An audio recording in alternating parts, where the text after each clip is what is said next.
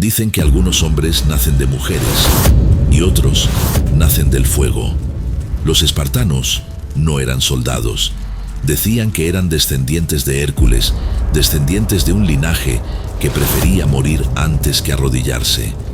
Sus lanzas no eran simples armas, pesaban como pecados, hechas para atravesar escudos, pechos y voluntades. Sus escudos, forjados en bronce y en mito, no se levantaban para proteger una vida, sino para proteger a toda una ciudad.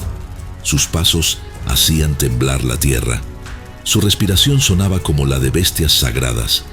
Eran hombres, pero en el campo de batalla se volvían algo más, algo que los persas jamás habían visto, algo que ni millones podían quebrar, porque Esparta no educaba cuerpos, forjaba espíritus, y entre todos ellos hubo uno cuyo nombre incendió la historia. Un rey que no pidió corona, pero sí pidió muerte digna. Un hombre que convirtió un paso estrecho en el altar más feroz del mundo antiguo.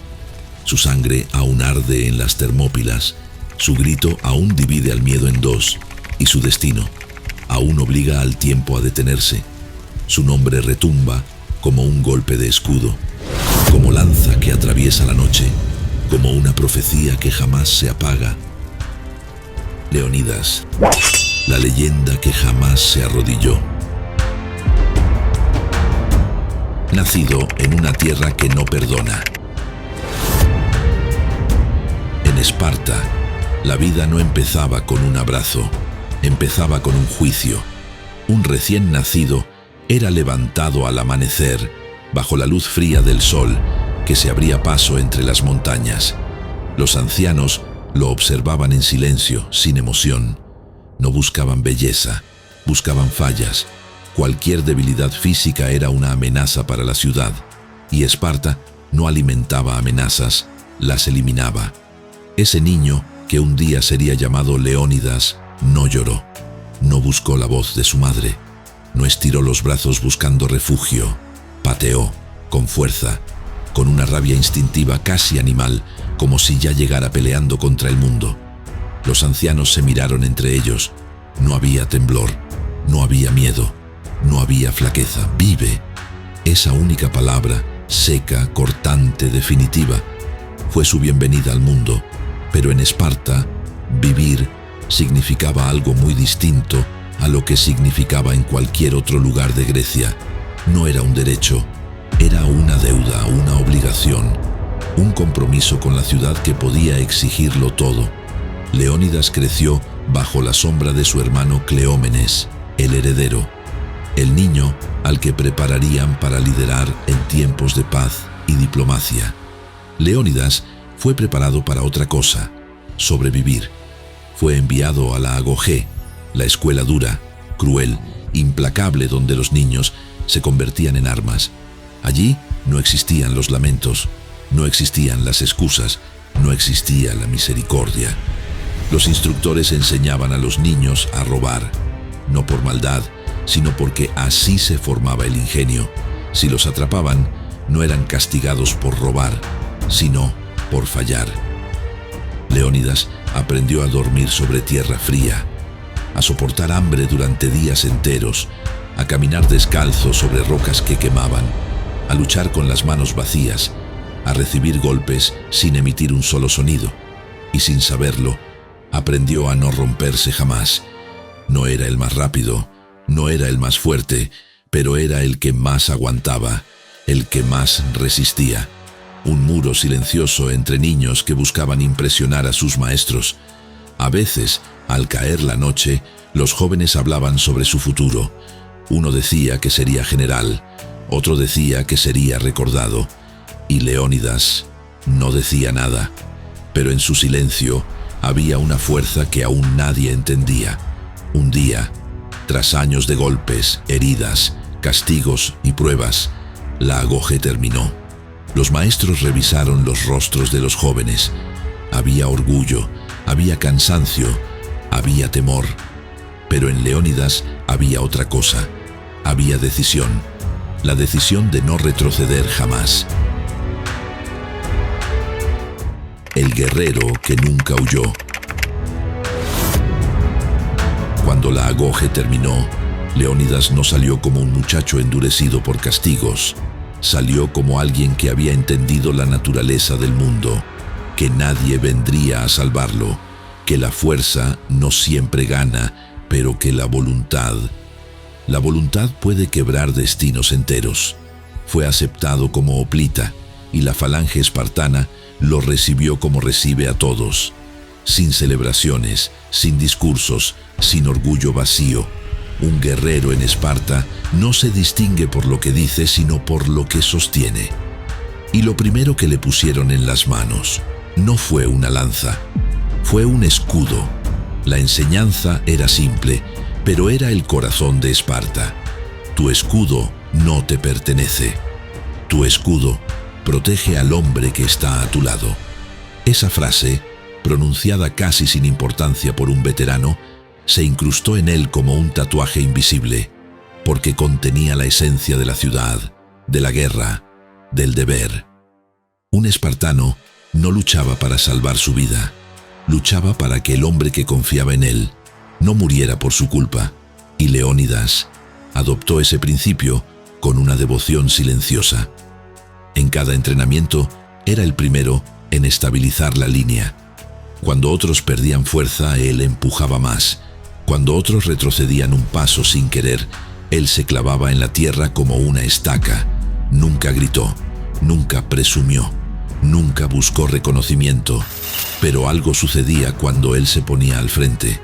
Los demás dejaban de dudar. No se trataba de fuerza física, sino de la calma que irradiaba cuando todo temblaba. Esa calma que solo poseen aquellos que ya se han visto al borde del colapso y eligieron mantenerse en pie. Su matrimonio con Gorgo, hija de Cleómenes, lo convirtió en una figura más visible en la política espartana. Pero ella, que era tan aguda como un filo recién afilado, sabía que Leónidas no ambicionaba el trono. No lo deseaba, no lo buscaba, y eso, precisamente eso, lo hacía peligroso para quienes amaban el poder y valioso para quienes amaban a Esparta. Los espartanos respetan el silencio más que las palabras, y Leónidas era silencio, silencio antes de la tormenta, silencio que anuncia peligro, silencio que sostiene un ejército. Cuando Cleómenes murió sin herederos, Esparta necesitó un rey, y el silencio de Leónidas se convirtió en corona, no porque él la quisiera, sino porque la ciudad vio en él algo que pocos poseen: la capacidad de mantenerse firme, aunque el mundo entero intente moverlo. Y en el fondo, aunque jamás lo admitiría, Leónidas entendió que aquel escudo que un día le entregaron ya no protegía solo al hombre a su lado, ahora debía proteger a toda una nación. El rey que debió morir. Ser rey de Esparta no era un premio, era una condena disfrazada de honor, porque un rey debía cargar con la ciudad entera sobre sus hombros, y además debía estar dispuesto a morir por ella, sin esperar agradecimiento alguno. El mundo ardía. Persia avanzaba como un océano oscuro, que devoraba todo a su paso. Bajo el mando de Darío I y después bajo su hijo Jerjes, las fronteras del imperio creían no tener fin. Maratón había sido una cicatriz, una humillación que Persia jamás permitiría que quedara sin venganza. Jerjes no era un rey común, era un hombre educado para creer que era un dios vivo, alguien cuya voluntad debía doblar montañas y castigar mares. Reunió un ejército que, según Heródoto, superaba los 2,5 millones de soldados, un número tan brutal que los propios griegos decían que cuando los persas acampaban en un valle, el valle desaparecía, los ríos se secaban, las ciudades quedaban sin alimento, los horizontes se oscurecían. Para llevar ese monstruo viviente hacia Grecia, Jerjes ordenó construir un puente sobre el Helesponto, un puente que uniera continentes, un puente que demostrara que ni siquiera el mar podía impedir el paso del Rey de Reyes. Pero una tormenta caprichosa y salvaje, destruyó su obra. Jerjes no culpó a los arquitectos, no culpó al clima, culpó al mar. Ordenó azotar el agua, ordenó arrojar cadenas al océano, como si pretendiera someterlo también. Esa era su mente, esa era su furia, esa era la sombra que avanzaba hacia Grecia. Cuando el consejo griego se reunió, hubo miedo. Atenas tembló por su flota. Corinto dudó. Tebas quiso negociar. Otras ciudades solo querían entregar tierra y agua a cambio de conservar la vida. Pero Leónidas no estaba pensando en victoria, estaba pensando en tiempo. Tiempo para evacuar ciudades, tiempo para unir ejércitos, tiempo para preparar la guerra naval, tiempo, aunque fuera mínimo, para que Grecia despertara. Y entonces llegó la profecía del oráculo de Delfos. Uno de los reyes de Esparta deberá morir para que la ciudad sobreviva. No había metáforas, no había doble interpretación, no había escapatoria. Un rey debía morir, no su gente, no sus hijos, no sus soldados, él. Y sin preguntar cuál de los dos reyes debía caer, sin pedir explicaciones, sin mostrar duda alguna, Leónidas aceptó. Porque en Esparta, cuando el destino llama, un rey no pregunta por qué, un rey simplemente se pone en marcha. Las Termópilas. No hubo fiesta la noche antes de partir. No hubo celebraciones, ni discursos, ni gritos, solo silencio. El tipo de silencio que aparece cuando un pueblo entero comprende que está a punto de perder a sus mejores hombres. Los 300 elegidos no eran jóvenes cualquiera, no eran soldados comunes, eran la élite de Esparta, guerreros endurecidos por la agogé, formados en la falange desde la adolescencia, veteranos en cuerpo y espíritu. Pero había algo más, algo que los diferenciaba de todos los demás hoplitas del Peloponeso. Todos ellos eran padres, padres con hijos pequeños, recién nacidos o en crecimiento. El Consejo de Esparta tomó esta decisión por una razón devastadora. Un espartano muerto sin hijos era un linaje extinguido. Uno con descendencia dejaba continuidad, una raíz que sobreviviría a la muerte. Eran los mejores, los más disciplinados, los más resistentes, los más capaces de sostener un muro humano ante un imperio. Y esa noche, antes de partir hacia un destino del que todos estaban seguros que no regresarían, cada uno tuvo un último momento con su familia. No hubo súplicas, no hubo lágrimas exageradas, pero sí hubo ojos húmedos, abrazos silenciosos, manos temblorosas sosteniendo lanas, amuletos, fragmentos de vida.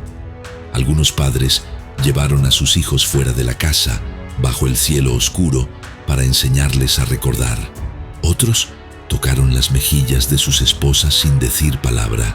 Otros simplemente se quedaron quietos, memorizando rostros, voces, olores, porque sabían que al amanecer partirían hacia el lugar donde los nombres se convierten en historia. Leónidas caminaba entre ellos sin actuar como rey. Esa noche fue hombre, fue padre, fue compañero. Les habló sin elevar la voz, sin ordenarlos, sin prometerles sobrevivir. No había engaños, no había posibilidades. Los 300 sabían que iban a morir, y aún así, ninguno retrocedió. Al amanecer, Esparta los vio marchar, una línea perfecta de bronce y silencio. La gente no gritó victoria, la gente no pidió gloria, la gente solo observó, como quien mira un funeral mientras el cuerpo aún respira. Leónidas avanzaba firme, no por valentía, sino porque había aceptado su destino cuando escuchó la profecía del oráculo. Un rey espartano debía morir para que Esparta viviera, y en su mente, en su espíritu, ya había decidido que ese rey sería él. El camino hacia las Termópilas fue largo y polvoriento. A medida que avanzaban, otros pueblos enviaban refuerzos: tespios, tebanos, focidios, locrios. En total, Unos 7.000 hombres se unieron a la resistencia, pero aún en medio de ese contingente, los espartanos llamaban la atención, no por su número, sino por su silencio. Un silencio compacto, impenetrable, como si ya estuvieran caminando entre los muertos. El desfiladero de las Termópilas aparecía ante ellos como una herida abierta entre montañas, un paso angosto donde incluso un ejército de millones quedaba atrapado en un cuello de piedra. Leónidas se detuvo, respiró y observó. Era perfecto, era pequeño, era inevitable, era el lugar donde moriría y también el lugar donde Grecia podría comenzar a vivir. Esa misma tarde, el horizonte se volvió oscuro, no por nubes, por el ejército persa. Heródoto describe un número casi imposible: 2.6 millones de hombres. Un océano humano que se movía con el sonido de miles de tambores, miles de sandalias, miles de corazas.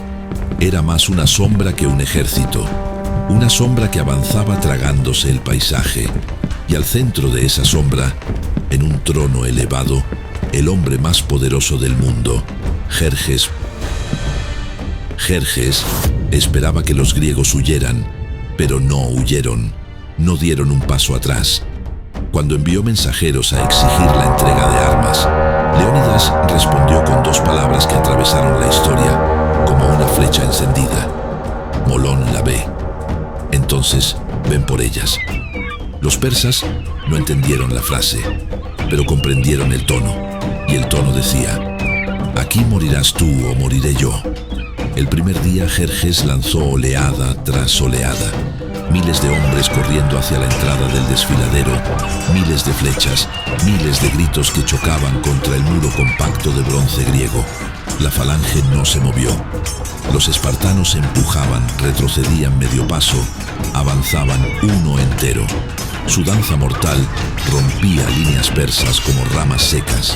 Los cadáveres se acumulaban tan rápido que los persas debían trepar sobre los cuerpos para seguir luchando.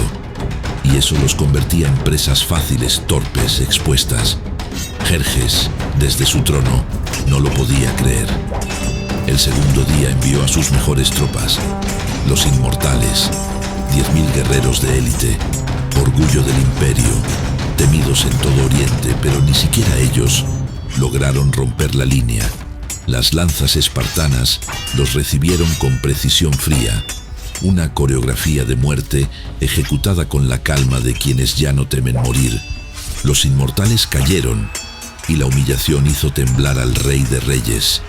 La noche del segundo día, el traidor apareció, Efialtes, un griego que, por oro, reveló un sendero oculto entre las montañas, un camino que permitía rodear la posición griega. Cuando Leónidas lo supo, no maldijo, no gritó, no culpó a los dioses, simplemente reunió a los comandantes y habló. Ordenó la retirada del grueso del ejército, pero él, con sus 300 y los 700 tespios que voluntariamente decidieron quedarse, también 400 tebanos obligados a permanecer, se quedarían.